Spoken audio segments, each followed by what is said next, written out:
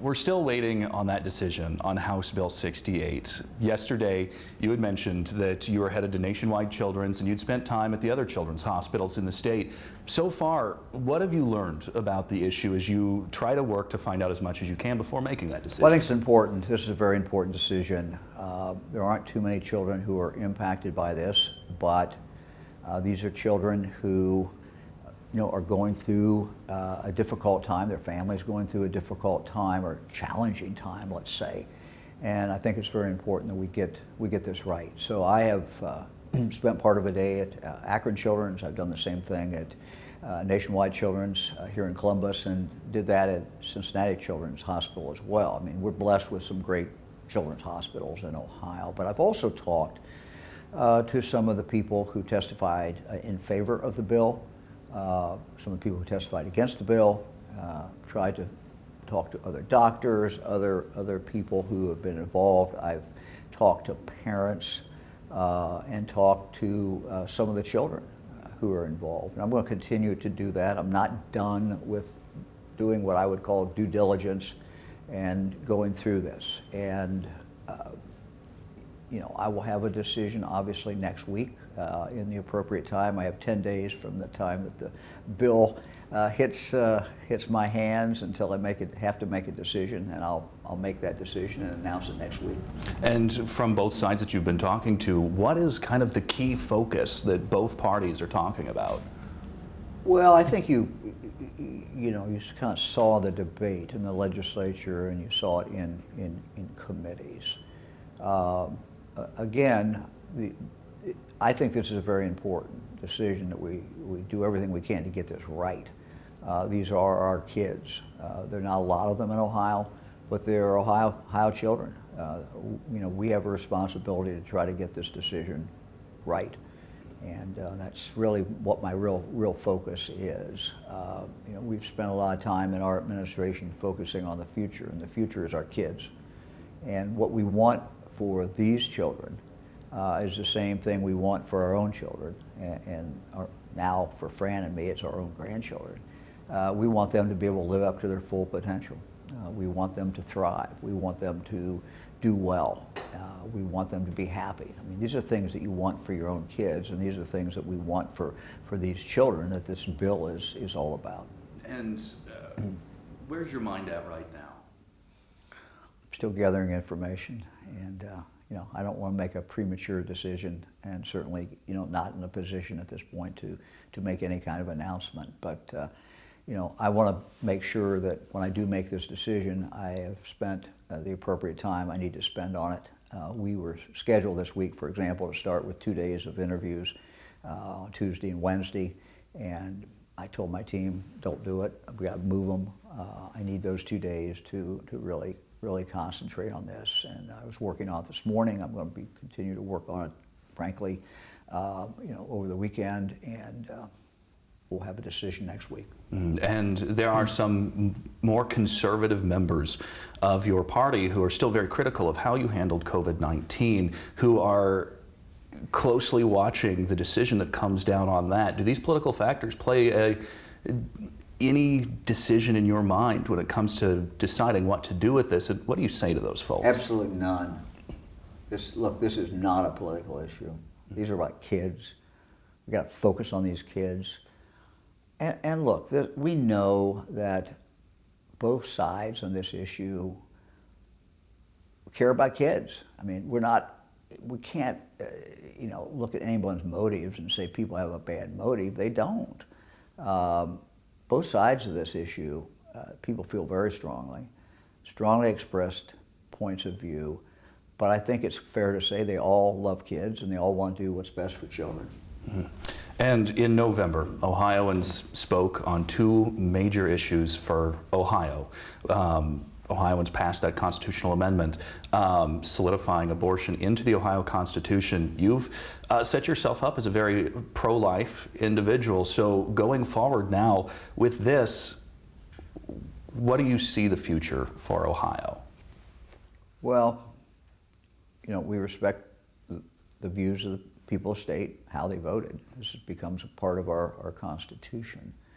But we've had what I would call guardrails in place for a long time, and we've added them over the years. For example, requiring parental notification. These were in existence and upheld when Roe was still very much in effect. So I think maintaining those guardrails to protect people and to do things that need to be really done is very, very important. What we've seen in other states is an attempt after, for example, in Michigan, we now are seeing efforts to overturn some of those guardrails. So I think the guardrails that we've had in place for many, many years certainly need to stay. I think the other thing that we must recommit ourselves to do is something that, frankly, we've been doing, but we need to continue to do, and maybe even do more. And that is, when you have someone who's going through a pregnancy, a woman who's going through a pregnancy, and whether it's an unexpected pregnancy, whatever her situation is, we want to be able, I think it's important to give her the support that she needs. And so that it's not just the support during the pregnancy, it's support after the child is born. We've doubled in Ohio the number of home visits to moms who are having problems, challenges. Maybe they can't get the medical care they need for any number of reasons. Maybe it's a question of poverty. Maybe it's a question that they have some drug addiction. We need to continue to make those efforts, not just efforts, but to get it done, to reach out to them and to give them the support that they need. So, encourage them, frankly, to make the decision to keep the child, and then, but not stop. We need to continue to move that forward. While we've made great progress in this area, I think one of the areas that we need to continue to work on has to do with child care. We need to make sure that children get the child care that they need. Mom, the dad, whoever it is, both parents want to go work. We want them to be able to work. We want them to feel good, though, about where that child is being placed and where that child is during the day when they are working. We have room to grow in that area. And in the case of the Toledo woman who's now facing charges for miscarrying at home, facing that charge of abuse of a corpse, where do you see, does that have any place in some of the pro-life legislation that's gone through, and also what we're now seeing in the constitutional amendment from Ohioans? Well, I don't know all the facts. I mean, what I've read is just what has been in the news media, so I don't know all the facts. At first blush, you look at that and think, well, what in the world is going on here? But ultimately, I have faith in the judicial system.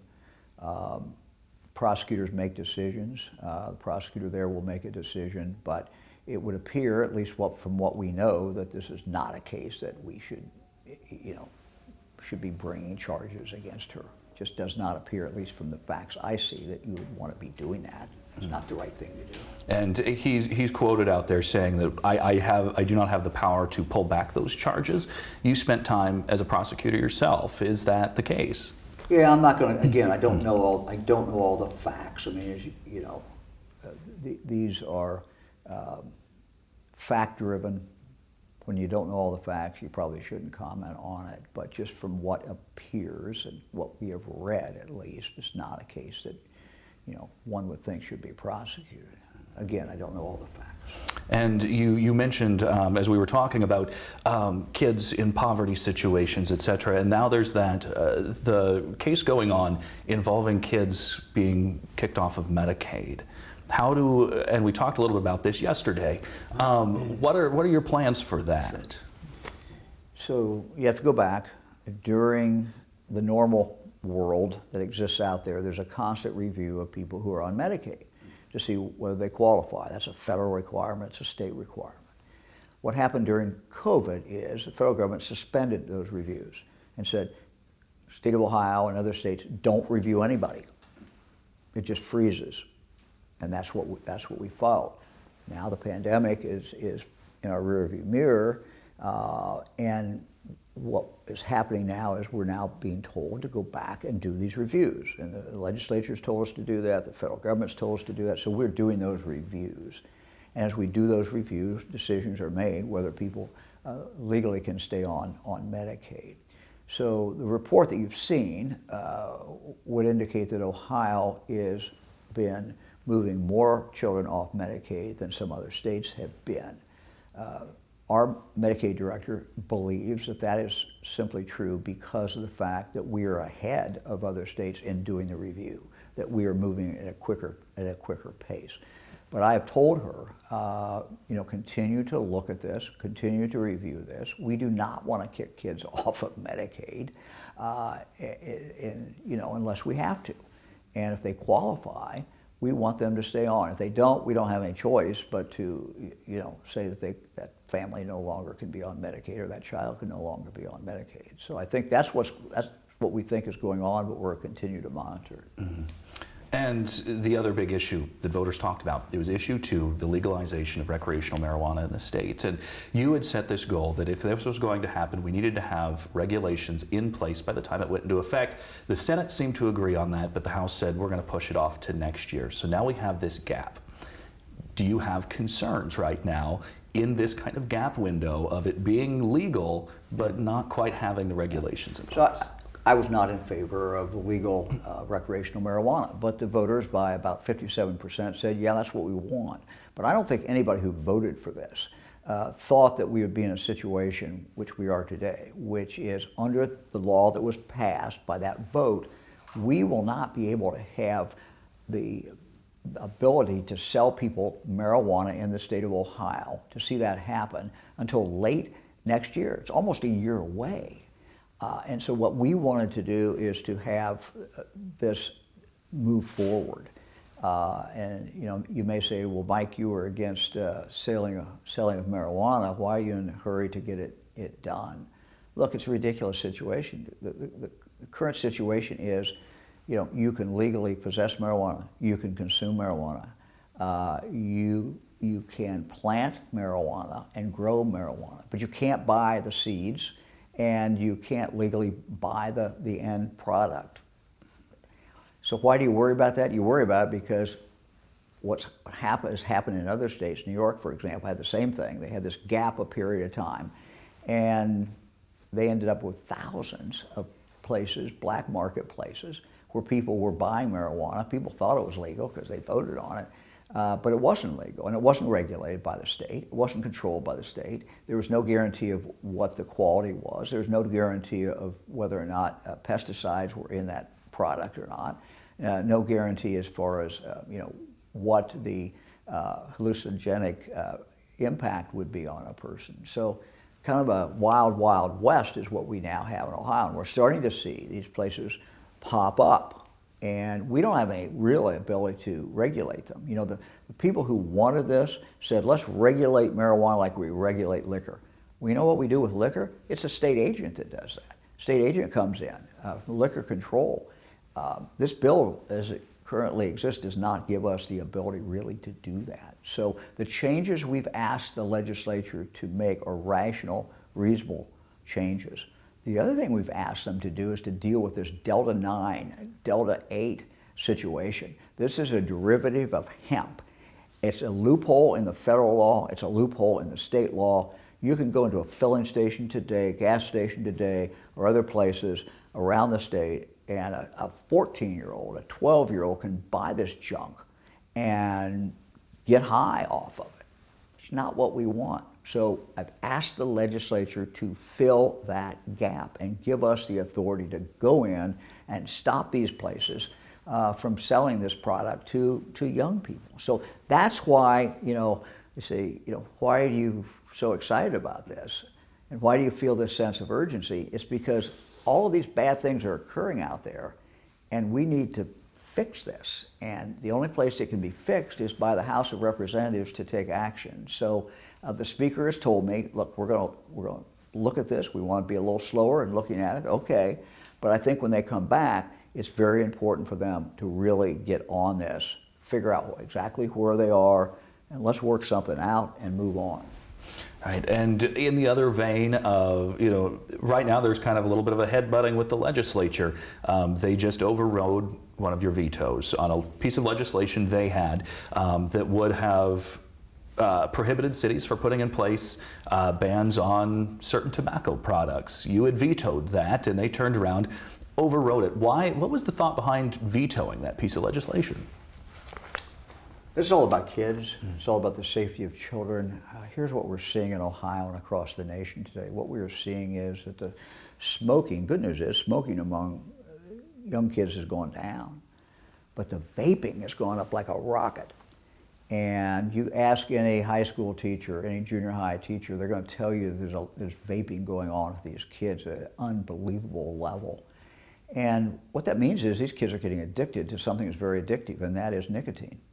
And they will either be lifelong smokers, in all likelihood, or they're going to be vaping, and neither one is safe, particularly over a long period of time. The vaping, vaping makes sense for a 40-year-old who's a lifelong smoker to switch over to that, but it doesn't make any sense to get someone addicted. How they get addicted is because of the flavors. So all we're saying is stop the flavors. And I understand people want uniformity in the law. Business community wants uniformity in the law. I said, look, if you want uniformity, urge the state legislature to pass a ban on flavors. If we knock out flavors, most of these kids will never start using vaping, will never start vaping, and will not become addicted at all to nicotine. Would you say then this is going to kind of be a future passion project of yours, that this is going to be something you try to pursue, is slowing this growth of vaping? Well, look, I have worked on this going back decades. I worked on this when I was in the United States Senate, and we were seeing tobacco, big tobacco, using cartoons to sell their product to kids, targeting kids, and we've made real progress in that area. We never thought that we would see vaping come up like this. Never even heard of it while I was, working on that. So this is a long time concern that I have, and if we look at the quality of life for these kids in the future, not becoming addicted to nicotine is pretty important. Another thing that Ohio has made some great strides on this year and last year is the growth of industry in the state. But that has, in a way, inadvertently brought along with it an affordable housing crisis. What can be done from the state government to ensure that Ohioans can still afford to pay their property taxes and still afford to buy a home?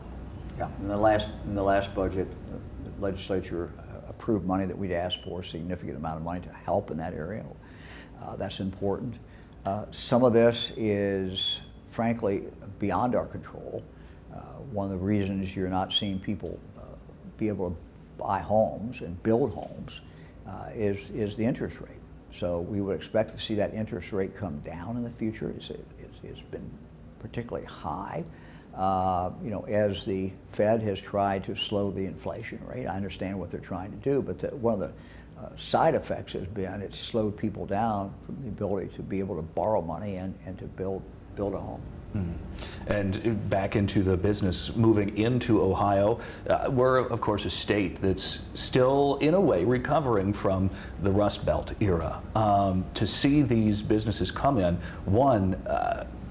what are you doing to try to continue to bring these in? Well, first of all, I really think that the term Rust Belt is, in your history book at this point. I mean, we're not the Rust Belt anymore. I mean, we are well beyond that. This is a state that's moving forward with the highest bond rating we've ever had in the history of the state. All three bond rating agencies have us at the highest rate. We have low unemployment.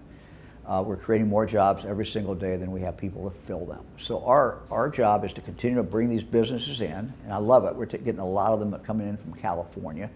Joby, that recently announced is going to go into the Dayton area. They're making flying taxis. So this is all about the future, and we're getting these companies coming out off the West Coast, coming off the East Coast. So we're rolling. Our focus has to continue to be not only to have the sites around the state that are ready to go, and we've got money in the budget that's already been approved by the legislature, going out to different communities to have those sites ready. But the most important thing is people, and we've got to have the people. And what that means is we have to continue to focus every single day on education so that everybody can live up to their full potential. The science of reading that we have now said has to be taught around the state of Ohio. It clearly is the way kids learn to read. It's based on the science behind reading, and we need more and more of our schools to be teaching reading that way. So you're going to see me out more again, Fran and I out around the state, pushing that, and that is going to make a huge, huge difference to make sure that we have the workers, but also making sure that each one of these kids can live up to their full potential. Something else we've done in regard to career tech, we've really put an emphasis on career tech, and again in the last budget had $300 million to allow the career techs to expand, to have the right equipment. One of the things that Fran and I found as we've traveled around the state, and the Lieutenant Governor has as well, is that we now have waiting lists to get in our high school career tech, something we didn't see 10 or 15 years ago. So we got to build out, we got to let these kids have the opportunity to dream and to work on that dream. And Ohio also is one of the states that has the voucher program to send kids to private school. But for these smaller counties out there that might not have a private school in the county or within a reasonable driving distance, how do we continue to invest in the public schools there that a majority of these kids are going to in order to achieve these goals? Look, we have to continue to invest in our public schools. Fran and I grew up, we spent our entire career education-wise in public institutions, public schools. So we know that the public schools are the heart and soul of so many communities around the state. They're the gathering place for the community. They're where people come together, and it's where we educate our kids. So we're going to continue to focus on these. If you look at the last budget, we put money in there consistent with this Cupp-Patterson formula that was set several years ago. We're going to continue to do that and to move forward. And we are now it feels like a lifetime ago, but just earlier this year, the East Palestine train derailment brought incredible devastation to the people of eastern Ohio. Now, months removed from that, what are you looking at in terms of rail safety, especially as we now look at getting Amtrak service into central Ohio, and also just for the people still dealing with everything that came along with that? Well, Fran and I have been to East Palestine a lot. We were there just a couple weeks ago, visited the school, visited the site, saw kind of the end of the cleanup. So things are moving in East Palestine. We're going to continue, though, to monitor the air, monitor the water, make sure that this is a good place for people to live. But East Palestine, if you talk to the mayor, if you talk to other people, they're looking forward. They're going to completely revitalize their park. They got a great park there. They're doing that with the assistance of the railroad. If you look at what they've done as far as their water, we looked at their water system, and they've invested millions and millions of dollars in a new system to make sure that water is literally, they have a state-of-the-art. We talk about this PFAS problem. They have the ability to take any PFAS that might be in there and take it out. So this is a town that's moving forward, village that's moving forward, and I think we'll do well. Mm-hmm. And for any of the faults that may have been found in some of the railroad regulations, as I mentioned with Amtrak coming in the next 5-10 years, does that bring you any cause for concern? Well, first of all, I've expressed my position in regard to safety with the rails, and there's things that we should be able to do that Congress can do. Congress really is who has the authority in this area is the United States Congress. I've supported the bill that our two United States senators have put forward. As far as Amtrak is concerned, we are now involved in a study that's been being paid for, not by Ohio taxpayers, but rather by federal government. And we'll see exactly what we end up with. I mean, look, I like trains. I hope that we could have good passenger service in the state of Ohio, but it's got to make sense economically. And no one's going to ride a train unless it's approximates at least the time that it takes in regard to traveling by car. So if it takes you to go from Cincinnati to Cleveland a lot longer in a train than it does a car, people aren't going to use the train. They're just not going to use it.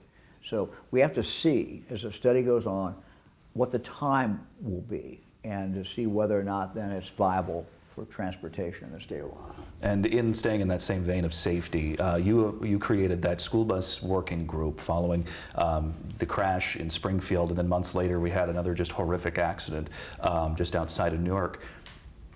Are you hopeful that that working group is going to present anything, one, meaningful, and two, that will bring any sort of change to protect our kids on transportation? Yeah, that's a good working group. One of the people in the working group is an active bus driver right now. We have other experts on there. So we anticipate in the next few weeks they're going to make the recommendations, and then we're going to do everything that we can to implement those. Putting your child on a school bus is the safest way you can get that child to school. That's a reality. But the tragedy that we saw in Springfield, when one child was killed and thrown from the bus, look, we want to do everything that we can to make sure that does not happen to another child and to another family. So this group is going to come back with I think, some strong recommendations, and we'll go from there. A couple just wrap-up questions. What was your biggest accomplishment of 2023? I think if you look to the future, the most important thing that happened in 2023 is we were able to get past a real focus on reading and literacy. This is something that my wife Fran has worked on, the Dolly Parton Imagination Library. 60% of the kids 0 to 5 now are getting a free book every single month. We now have the ability to control the State Department of Education. We are rolling out the science of reading. It will make a huge, huge difference. The schools that are using this science of reading, phonics, get back to basics, they are seeing tremendous results from their kids. And as we've seen, Fran and I have been out to 15 different schools around the state. Every one where they've switched over, the teachers tell us, it works. I wish we'd done it before. We're making tremendous progress with these kids. That's what we have to invest in. That's what the future of the state of Ohio is. It's in our kids. Yeah. And we're just days away from a brand new year. What are you looking for in 24? Look, we're going to continue that focus on kids. We're going to continue to focus on the whole behavioral health, mental health.